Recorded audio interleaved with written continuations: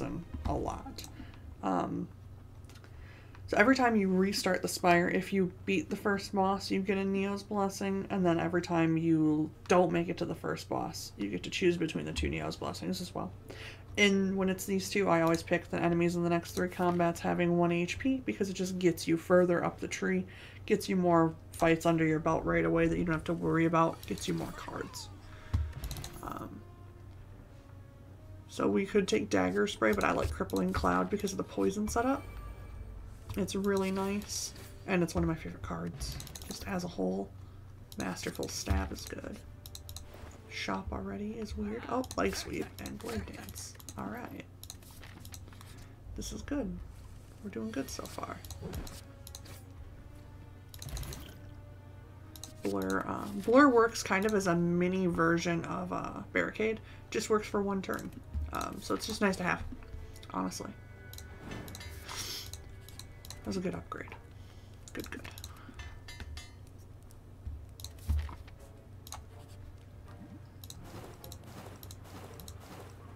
It wasn't too bad. Could have been much worse.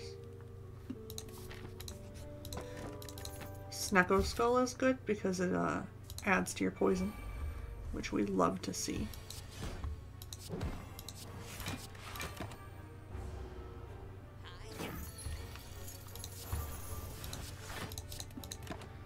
So what I'll probably do is play Silent quite a bit today for when I'm playing this. Colin gets off work at 2, so I'll probably take a break then and hang out with him, get food if he's hungry, and then come back for Risk of Rain. Assuming that stays the plan, we'll see. Fossilized Helix is really good, just prevents HP loss the first time you get hit, so you just get a free hit, which is really nice. Of course, if you need it, is the key there.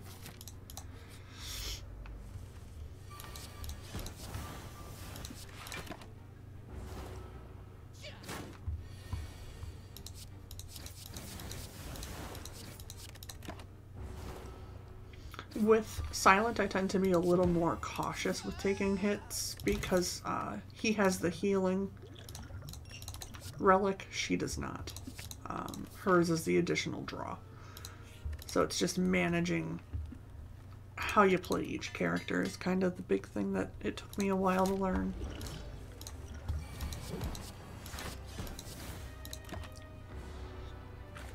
I like this boss a lot. It can be kind of a problem for Silent if she doesn't have a good draw order.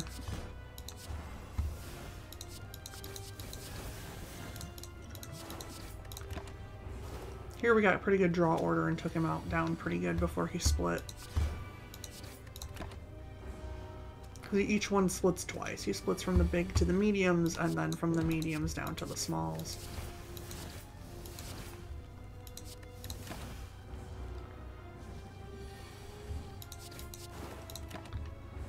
Overall, that fight went really well. These are all good. Glass Knife is great for damage. Thousand Cuts is good for damage. Wraith Form is good if you are struggling with block. I'm going to go with Thousand Cuts. And we're going to take Slaver's Collar for the boss and elite energy. I wanted an energy relic there, but we'll take a little mimic version. It's not the greatest, but it's not the worst. And that's important.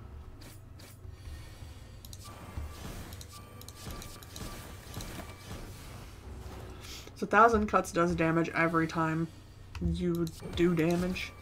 So it's literally just extra damage every single time. It's good. It's a good card.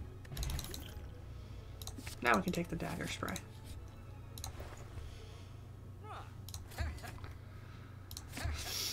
This kind of screwed us on this shop a little bit, but that's okay. We'll go around so we don't go to the other one.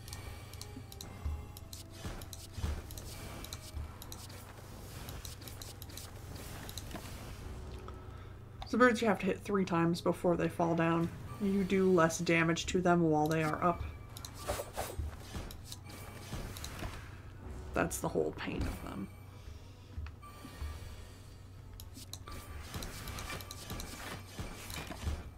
But it's certainly not the worst thing. They're not too bad to deal with until you get to higher ascensions. Dash is good.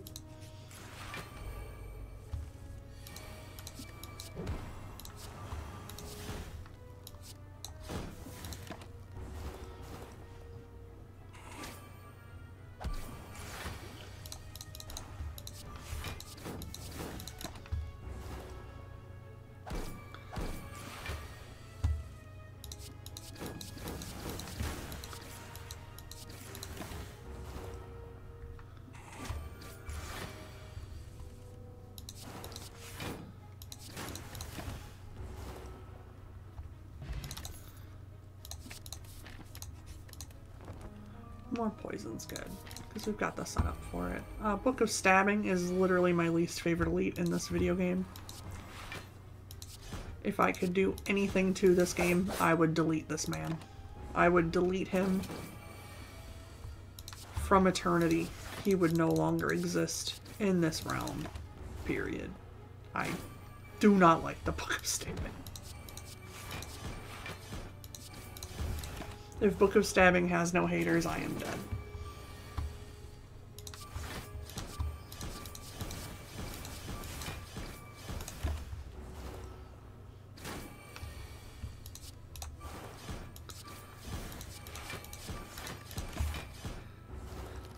Here we go. Lantern's nice because it's another mock energy relic, I guess. Gives you energy under certain circumstances, which is always nice. I would still like an actual energy relic, but we'd have to fight the second boss for that.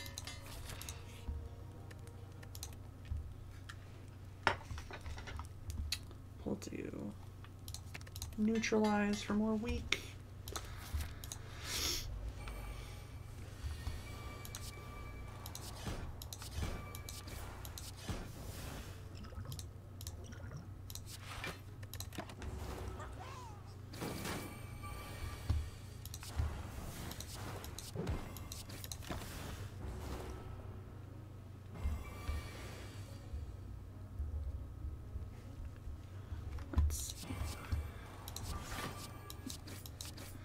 Her debuff is hacks. Whenever you play a non-attack card, you basically get a daze shuffled into your hand, which is annoying, but it's not the end of the world. It's just annoying. If you have a very particular deck that requires a specific draw order, it can be atrocious because it just ruins your entire draw order. But lucky for me, I guess. I'm not very good at those types of decks, so I don't tend to run them.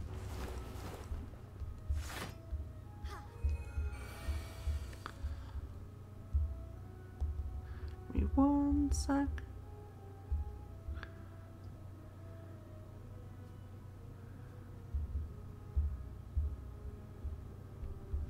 There we go. Sorry, I had to answer a message real quick. These two are awful because she just heals him repeatedly over and over and over until the end of time. And if you kill her first, he will enrage, so I don't recommend it. Obviously, you can do what you want. I can't tell you what to do, but I wouldn't. I don't think I've lost a run to her, to killing her first, but it has definitely messed up my fight. That's for sure.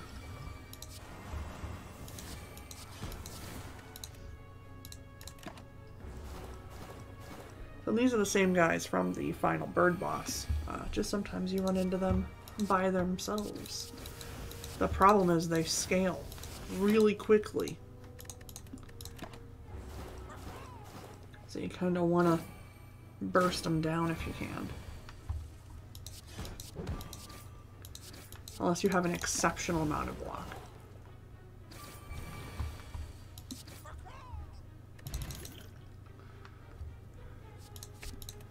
For anybody who's been on my stream for a long time, I will sometimes make the caw noise that those little fellas make. because I think it's hilarious. They just go, caw.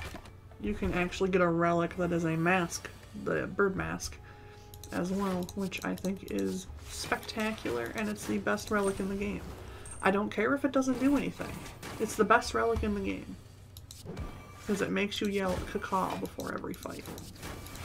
And what else could I possibly want from my roguelike game besides yelling caw? Nothing.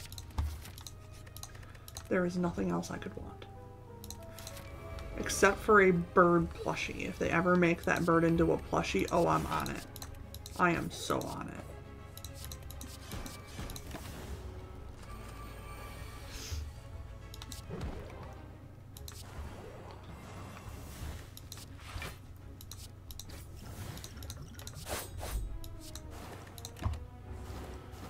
I don't know what they're gonna take. Ah, right. I forgot I had 1,000 cuts.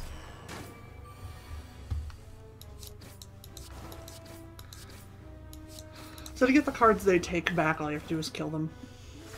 It's pretty straightforward, thankfully.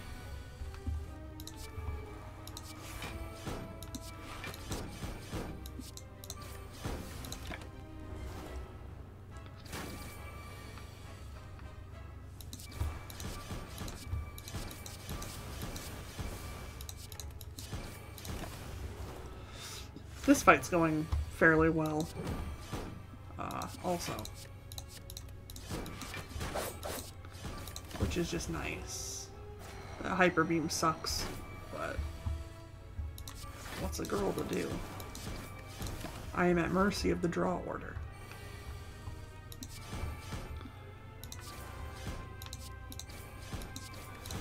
Poison gets another one. Good. So we could just take another 1,000 cuts. Bullet time is really good because basically you use it when you have a handful of cards that you want to use, but you do not have the energy for. I don't ever find a use for it.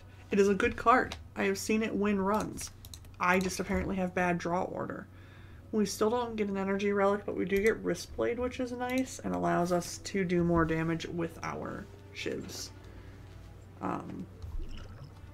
So basically, any attack that costs 0 does more damage. That's really good in tandem with bullet time.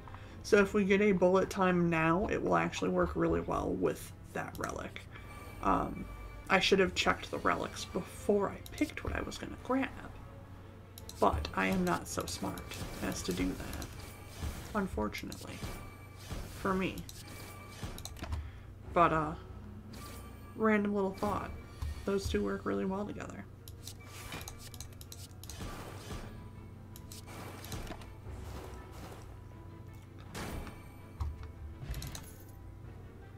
To outmaneuver, because extra energy is always good.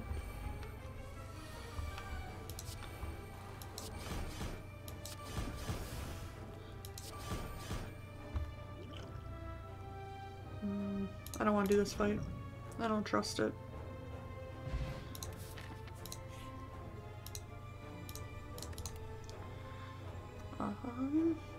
Chrysalis is really good because we're doing a poison run and poison cards count as skills.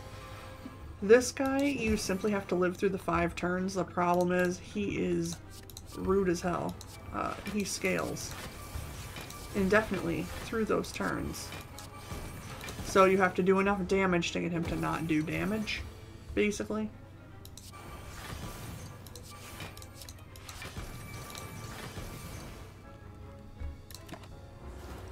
And pray he doesn't just murder you, because he will.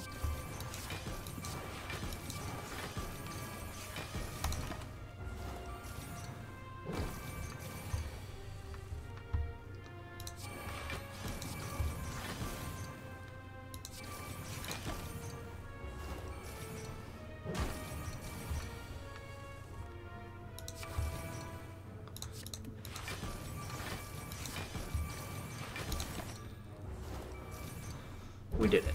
There is an achievement for killing him. I have not been able to do so yet in my Slay the Spire career, if you want to call it that.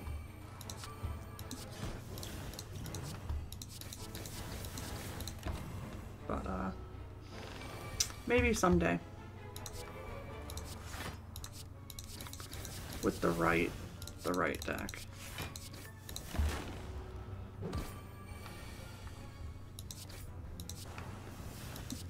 Oh, this sucks. I also forgot he does the constriction, which just does extra damage to you.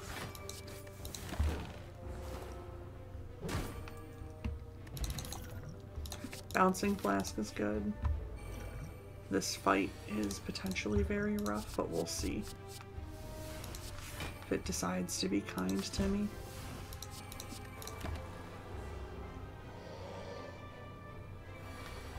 He gets intangible every other turn, which essentially makes it so that he cannot take damage more than one.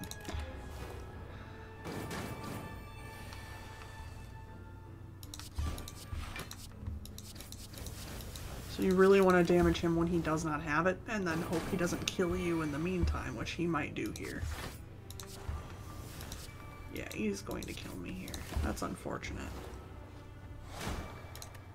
But that's okay, because we unlocked Corpse Explosion and Catalyst, which are what we wanted. We also unlocked the Defect.